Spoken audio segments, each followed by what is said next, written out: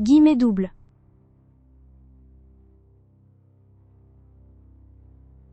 Mais si on écoute attentivement les paroles de cette chanson, on y découvre une vérité profonde sur l'impermanence de toute chose. Ce n'était pas un fou. C'était quelqu'un qui avait déjà percé le mystère du monde.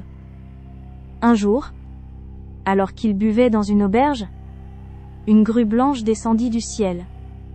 L'âne Caillé monta sur la grue et s'envola vers les nuages. On ne le revit jamais. Son trésor est un panier de fleurs. De ce panier, les fleurs éclosent sans fin. Le 6e. Han Xiangzi. Son origine est particulièrement savoureuse. C'est le neveu de Han Yu. Et Han Yu, c'est le plus grand prosateur de la dynastie Tang. Le premier des 8 grands maîtres de la prose Tang et Song. Un immense érudit confucien. L'oncle était donc un grand savant confucien. Mais, le neveu, lui, s'était épris du taoïsme. L'oncle avait beau le gronder.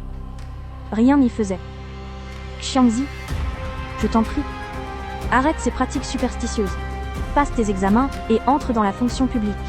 Guillemets doubles. Han Xiangzi sourit et répondit. Puis, devant son oncle, il remplit un pot vide de terre et joua de la flûte. Alors, dans le pot, une pivoine se mit à éclore. Et sur ses pétales, des caractères étaient inscrits. C'était un poème prophétique sur l'avenir de Han Yu. La prophétie annonçait que Han Yu serait envoyé en exil.